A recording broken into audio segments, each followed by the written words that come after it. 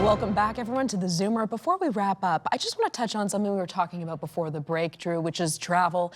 And, you know, a lot of people are fearful of COVID while they travel. And so my question is, do pharmacists, can they dispense Paxlovid, which reduces hospitalization, is a very powerful tool? So there's a pharmacy program for Paxlovid. In Ontario, pharmacists are limited to prescribing during active infection. So you have to test positive for COVID. Okay, so you can't preemptively have it dispensed from a pharmacy. No, but one thing pharmacists can do is provide a travel health consult. So if you are looking at doing some travel, it is a good idea to try and book that appointment. During that appointment, you'll be assessed for your vaccination history, you'll be assessed for what type of travel you're doing, potential medications like altitude sickness medications, for example, as well as get the most up-to-date information about COVID rates in the destinations that you're going to, plus how to handle your overall medications while you're on vacation as well. Dr. Pirzada, any advice for boarding an airplane? So one thing is a plane is very well ventilated, but the engines have to be on at full power. So the highest risk time is when you're in the airport in crowds, the jetway when you're getting on the plane, boarding, and then deplaning. That's when the ventilation is often off. So I would wear a good N95 mask in those times. It really sucks getting sick when you arrive at your destination, especially if you're on a cruise ship or wherever you're going. It's a good idea to prevent that going and coming on the plane. And Dr. Korfinkel, final word on travel to you. I just want to put you for a moment in Pearson Airport. You land and you go into a room with a low ceiling where hundreds of people are standing shoulder to shoulder. No one is wearing a mask. I'm talking 95% plus. This is high risk. Airports are high risk. In those places, no question in my mind, the N95 needs to stay on the entire time. No exceptions, no going out for that salad or that drink. You want to take it on the plane, fine.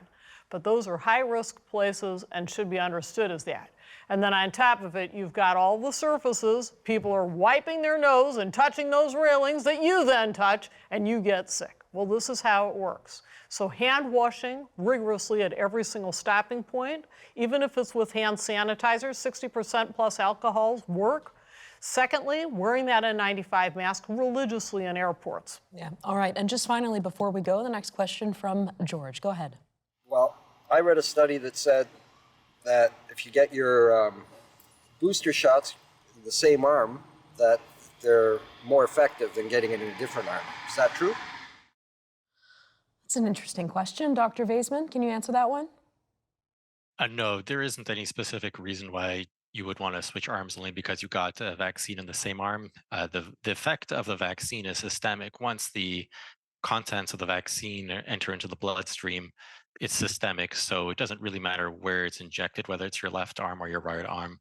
Whether you choose one or the other depends on perhaps your handedness, whether you don't want to have some discomfort in one side or the other, but there isn't a reason to believe that injection in one makes the efficacy of the vaccine any lower than the other. All right, and before we go, let's get some final thoughts from each of you. Drew, I'll begin with you. I think the important part this year is to, A, get vaccinated. There's just no question about that. And to explore your own vaccine history and make sure that if you're eligible for additional vaccines like the pneumococcal vaccine or the RSV vaccine, that you get those. And then to follow, you know, all the things that we've learned over the last few years about proper hand washing, wearing a mask in areas where you really want to make sure that you're protected, proper ventilation, following all of those guidelines, getting vaccinated, you should have a healthier fall, hopefully. Dr. Pirzada. I think, you know, overall the lesson is be smart about this winter. Use all the tools at your disposal. Vaccination is one of them. Upgraded ventilation is another. You don't want to end up in the mess that is our healthcare system, and these are great tools, antivirals, all the stuff that can keep you out of there, hopefully. Dr. Korfinkel. Test early. Never dismiss early symptoms. I see patients all the time, and it's a pity. They had a runny nose a few days, and it's only when they got bad enough that they decide to test. My advice would be test right at the start of symptoms. It is imperative that I, as your family doctor, know and understand what it is that I'm dealing with so that I can give you medication in a timely way. And just to repeat, that flu medication has to be started within 2 days. You've got 48 hours. Paxlovid for COVID-19 has to be started within 3 days. And that's not a lot of time. Test early, test aggressively. Dr. Vaisman. Yeah, I think the vaccination, especially flu vaccination, we talk about the COVID boosters, a lot of discussion about that. But when you look at the mortality rate comparing flu to COVID, certainly in many populations, flu is going to be higher.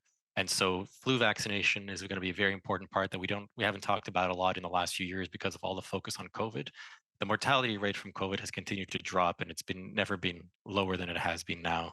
So it's very important to focus on all those measures and not to forget the other things that we should have been doing even pre-pandemic that are just that much more important to do now. And that does it for us as we close out. Keep safe, trust your instincts. And if you'd like to reach out, drop us an email at comments@thezoomer.com. A big thank you to my incredible panel and to you, our viewers, as always. For now, it's time to zoom out.